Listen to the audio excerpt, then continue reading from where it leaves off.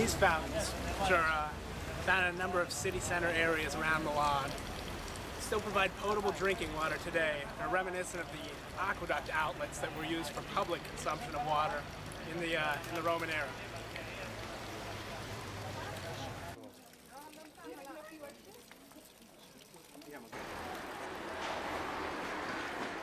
This is another public water source, similar to what we saw in Milan.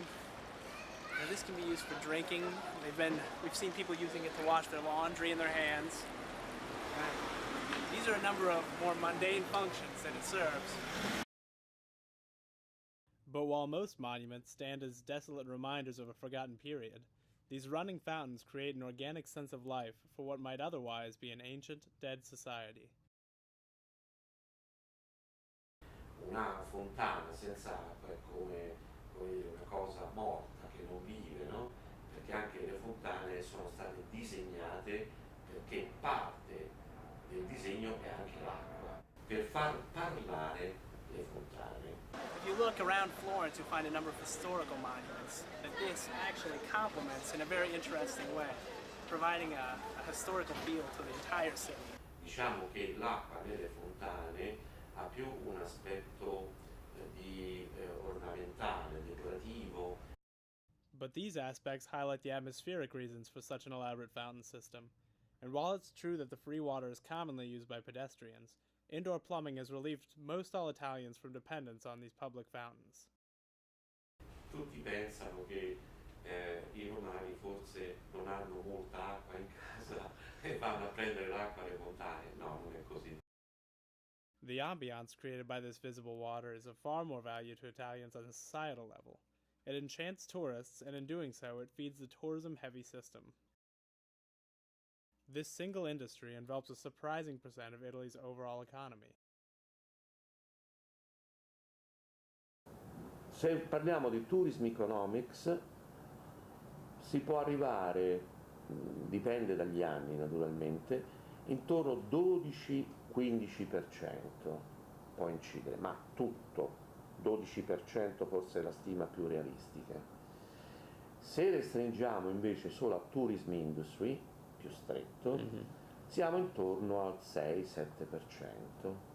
Much of this profit goes to the business owners and can only be collected through taxes for the maintenance of the historical constructions that draw in so many tourists. Ci sono le tasse che pagano i proprietari degli alberghi, le tasse che paga il turista di consumo, tutto questo va in un fondo generale. Maintenance funding is not provided from the revenue of the patronage of these sites, at least not directly. For the attractions themselves, the monuments and churches, funding must be reallocated from tourism revenue at the national level. Roma sicuramente destina molti soldi alla manutenzione, però di questo se ne occupa direttamente, visto che non c'è il Ministero dei Beni Culturali. C'è un ministero proprio per i beni culturali, di cui monumenti, archeologia, eccetera, e tutto questo sono soldi che spende il Ministero dei Beni Culturali. It is the Department of Cultural Heritage that oversees and reallocates tourism revenue as it sees fit. This is supplemented by some outside sources. Anche la Comunità Europea, quindi l'European Union, ha dato fondi per rimettere a posto delle chiese, dei monumenti. Though quite difficult to estimate exactly, a substantial portion of the revenue of tourism is fed back into care for the monuments on which so much of Italy's economy depends. Di tutto il profit che viene dal turismo, penso che si spende, negli ultimi anni si spende molto di più che in passato e potremmo dire che stiamo intorno ad un 20, ragionevolmente tra il 20 e il 30%. Questi monumenti sono costati molti soldi e molto lavoro, il Colosseo è costato molto lavoro, ma portano anche tanti soldi, quindi è giusto spendere anche per quelli. The upkeep of these historical pieces serves both to pay homage to the rich heritage of the Italian people, as well as to perpetuate the tourism which is so crucial. Noi abbiamo un budget molto grande per gestire tutti questi beni, che noi chiamiamo beni culturali, perché i monumenti sono la cosa più visibile subito. But some allocations of this budget came under scrutiny in the mid-90s. especially by Pietro Guzzo, the Soprintendente of Pompeii. Professor Guzzo was certainly instrumental, pioneering in this approach. Yeah. Now, a lot of people were making money out of this site in a less than sort of open manner. Pompeii presents an interesting case study because it is the only site in Italy which is given both the power and responsibility of financial autonomy.